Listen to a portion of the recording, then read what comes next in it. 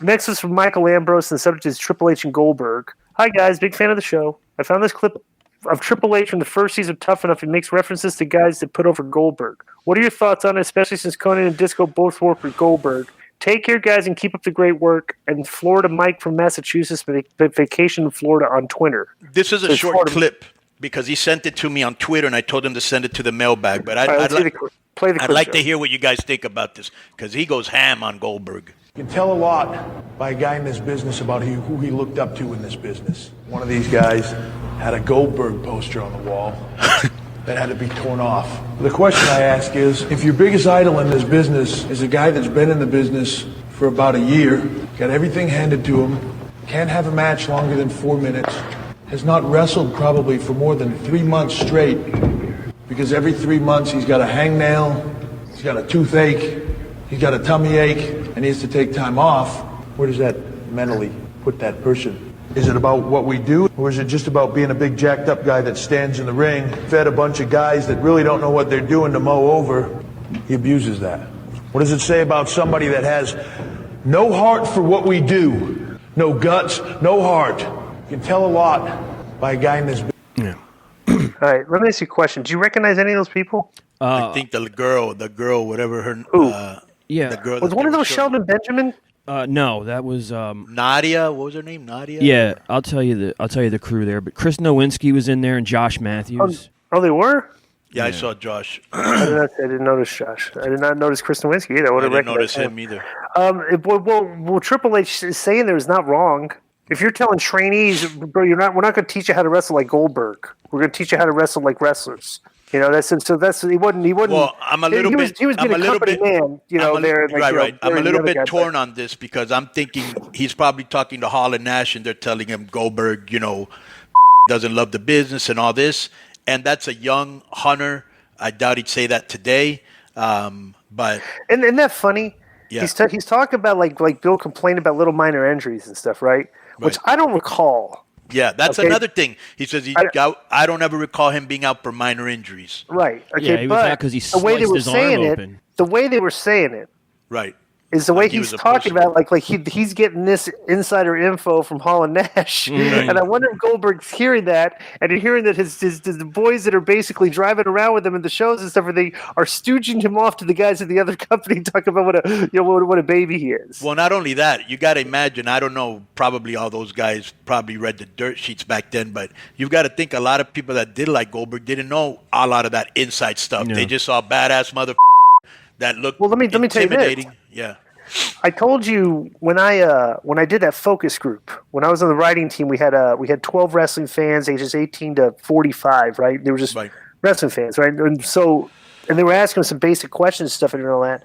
And what do you call it? One of the questions that we were asking the focus group was, and I went. I was the only one that went because there's a mirror. You're behind the mirror, so you can hear all the answers. You can actually tell them to buzz them to ask them certain questions, right? So they one of the things was that they had talked about like they didn't like the cruiserweights, like literally like all 12 guys, and I was like surprised. I was like, wow, not even like 80. And they go, well, no, they're too small. And in that conversation, one of the guys was like, I'll never forget this. He was like, yeah, he goes, the smaller guys, he goes, I just don't know. It just didn't really seem. He goes, but Goldberg, man, that he does that shit for real. Right. And I was like, and everybody's like, yeah, wow, Goldberg. He's like, bro, Goldberg's work. People are saying like Goldberg's a shit worker. Well, he was getting people suspension disbelief in the place to where they thought that he was shooting and everybody else was fake. Right. You know what I'm saying? So you could take that from Goldberg, but the thing that made him look like to the uneducated fan, to the guy that didn't read the dirt sheet, to the guy that just watched it every Monday because it was a hot thing, he was the real deal. Right, because you watched him and he would give a height. Bro, that's the thing. Everybody's talking about Goldberg was unsafe. So Goldberg was only.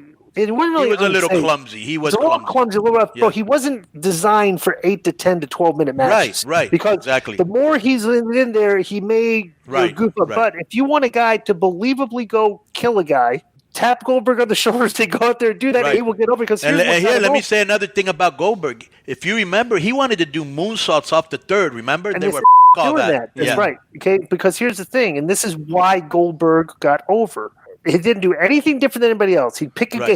He'd pick a guy up. He'd slam him to the ground, but he would get up in that hard camera and go like fire. Right. That looked believable, like this guy was a savage and was reveling in destroying a person. He played his part perfect. He looked the part. He played the part. He would come out. Remember when smoke would come out of his nose? He'd blow the smoke out. And then he'd throw the kick. And not only that, bro, without a doubt, one of the coolest entrances I've ever seen in my life. By far. When he would come out with the entourage of security guards like Elvis. Or one time I saw Ken Stabler do that in the Orange Bowl, and I was like, wow, what a cool entrance. Just go do this, Joe. Go on YouTube and find a Goldberg entrance. And just watch the entrance and compare it to anybody in wrestling today. Right. You know, just we'll find one of those. It's very believable, very credible. And the people were just fired up to watch a guy come out because they thought he was real and he was going to shoot on this guy and beat the guy up and get fired up and squat. You know, and of course, everybody on top that had taken him years to get to where they are, they hated Bill because he got there really quick. Bro, I wish I could go out there and watch guys like this and go, bro, they wouldn't believe it like they do with him. But let me tell you one of the things that's very important. And we bring this up a lot. If Brian Cage or Luchasaurus acted more like Bill Goldberg and less like Rey Mysterio, they'd probably be more over. Oh, way more over. Right. Brian Cage. Right. All these guys. Right. That work. They want to work like the cruiserweights to get the critical acclaim, but bro, work like an animal and get over with the people. Right. And bro, and let me tell you what Goldberg has that they have. You already have the look. That's part of the thing. People already are looking at you and going, bro, this guy can kick some. Why aren't you going out there kicking? Why are you doing backflips? Let's hear Goldberg entrance. You can see it, right? Yeah. MGM Grand.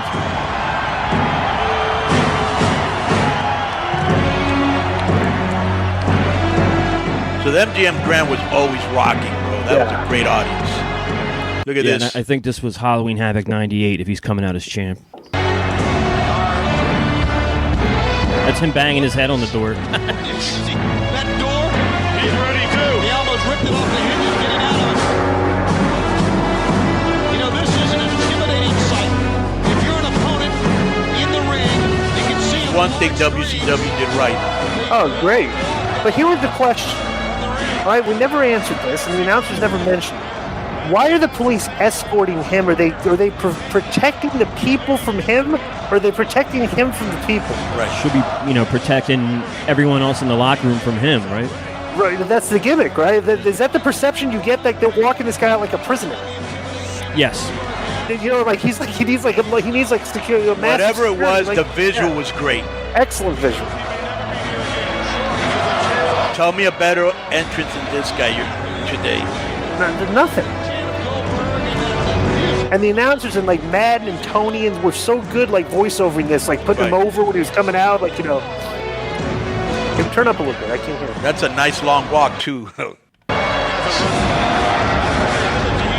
Now listen to the people pop.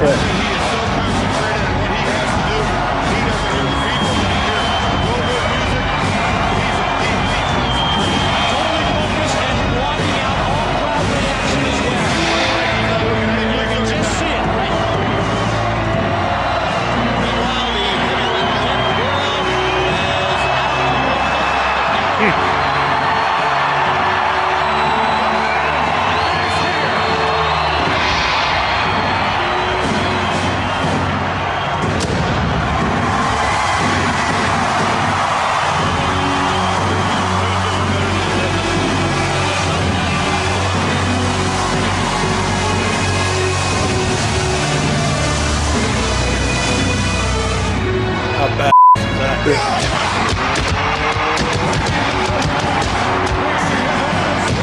It's like he's a little mental, he's mentally disturbed. The guy's be like, I was like, bro, it's just that's just great character acting. It's just like he's just acting like it looks like just a guy coming out there to kill people. And it's like nobody can even do this today. Cross is good at this. Cross is excellent at this. It's presenting yourself like when you come out of the curtain, But it's like I said, the music get these huge freaking pops and people get crazy. Look at that. You can't even really hear it here, but one of the coolest things when he would come out of the smoke and then he'd blow the smoke out of his nose. Yes. That Yeah. looked Hopefully, sick. I was telling you, you're gonna get lung cancer someday. You shouldn't be doing that. Yeah, that's funny. Right. So, a couple of things. Also, when he was coming out and he would have the little, he would twitch his eye and then crack his neck and the thing I wanted to tell you, because we actually started talking about Triple H on Tough Enough, you're asking who some of the people were. Chris Nowinski, Maven, Nydia, who was one of the winners, Taylor Matheny. Do you remember her? Who? Taylor Matheny. She still wrestles. She's married to Brian Kendrick, from what I read. And Paulina Thomas. She still wrestles where? Wait a time out. She still wrestles. She's married to Brian Kendrick. Yes. I would have never. I mean, it says here that she wrestled indies for a while, and then right now she works with Brian Kendrick's Wrestling Pro Wrestling in Southern California. It streams on Twitch. But Disco, do you know who, or do you remember Paulina Thomas? Who? No, who? Paulina Thomas was Disco's bodyguard in TNA, the big broad for like 2 shows. Remember? In the beginning? Oh, yeah, that big chick that she choked out Goldilocks, didn't she, or something like that? Yeah, she came from Tough Enough. That's where they signed her from. Oh, that's right. I forgot about that. That's it's like 18 years ago. Yeah. No, I didn't. Someone sent me a clip or something the other day, or a picture of her coming out during Jive talking, and I'm like, I don't remember. All right, let's get to the next one.